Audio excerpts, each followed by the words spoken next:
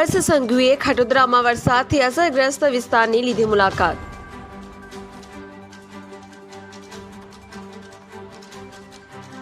છેલ્લા 40 વર્ષના ઇતિહાસમાં સૌથી વધુ વરસાદ પડ્યો.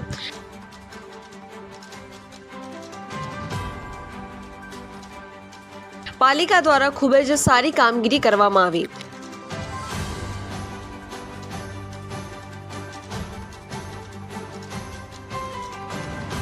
ભારે વરસાદના કારણે કેટલાક વિસ્તારોમાં લોકોને સમસ્યા આવી.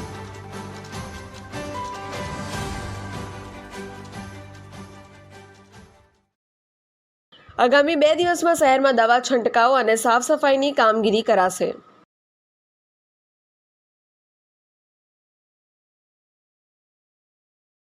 મેડિકલ ટીમો અસરગ્રસ્ત વિસ્તારોમાં ઘરે ઘરે જઈ આરોગ્યલક્ષી તપાસ કરશે. પ્રતિક ડોલી, જનસાક્ષી ન્યૂઝ, સુરત. છેલ્લા 2 દિવસમાં સુરત શહેરમાં 40 વર્ષના ઇતિહાસમાં આટલા ઓછા સમયમાં સૌથી વધુ વરસાદ પડ્યો, જેના કારણે નીચાણવાળા વિસ્તારોમાં અનેક જગ્યાઓ પર પાણી ભરાવાની સમસ્યાઓ નો સામનો અનેક નાગરિકોએ કરવો પડ્યો. આ ખૂબ ભારે વરસાદના કારણે માત્ર 36 કલાકમાં 16 ઇંચથી વધારે વરસાદ આવ્યો.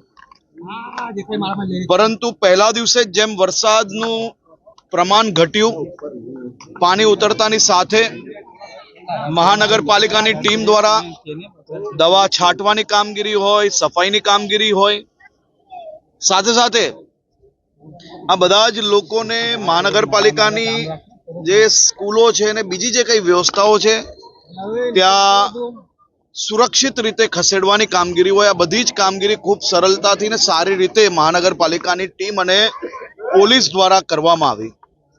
આજે વહેલી સવારથી ભગવાન જગન્નાથજીની રથયાત્રાની વ્યવસ્થાઓ પૂર્ણ થતાની સાથે જ સુરત, હું મારા મત વિસ્તારમાં ભટાર ક્ષેત્રમાં જ્યાં આંબેડકર નગર અને બીજા અન્ય વિસ્તારો, જ્યાં નીચાણવાળા વિસ્તારોમાં જ્યાં પાણી ભરાયું હતું, ત્યાં જ્યારે નાગરિકોને મળ્યો ત્યારે નાગરિકો તરફથી જે માહિતીઓ આવી કે પોલીસ અને મહાનગરપાલિકાની ટીમ દ્વારા વરસાદ પડતાની સાથે જ ઘરો સુધી પહોંચીને સૌ ઉંમરલાયક વડીલોને તથા બાળકોને સુરક્ષિત સ્થળે ખસેડવા જોડે જોડે બધી જ માહિતીઓ આપવા માટે જે કામગીરી કરી, એ કામગીરી રાત દિવસ છેલ્લા 2 દિવસથી વહીવટી તંત્ર દ્વારા જે કરવામાં આવી છે એ ખૂબ સારી કામગીરી કરી છે.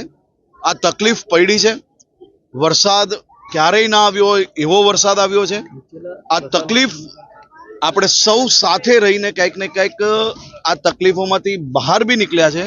આવનારા 2 દિવસમાં મહાનગરપાલિકા દ્વારા જે પ્રકારે જે ચેલેન્જ હાથમાં લીધી છે, જે પ્રકારે દરેક જગ્યા પર દવાઓ છાંટવી, સફાઈ કરવી, આ કામગીરી જે ઝડપથી, જે એમ કહેવાય કે કલાકોની અંદર કરી લીધી, પરંતુ હજી વધુ કઈ રીતે થઈ શકે તે માટે મહાનગરપાલિકાના કમિશનરશ્રી અને એમની આખી ટીમ, મેયરશ્રી અને એમની આખી ટીમ છેલ્લા કેટલાય દિવસોથી તમામ ભારતીય જનતા પાર્ટીના કોર્પોરેટરો પબ્લિકની વચ્ચે રહીને, એમની સાથે રહીને એમને મદદગાર બનવાનો પ્રયત્ન કર્યો છે અને આવનારા દિવસોમાં બી આ જમીન પર આ કામગીરી પૂર્ણ કરવામાં આવશે.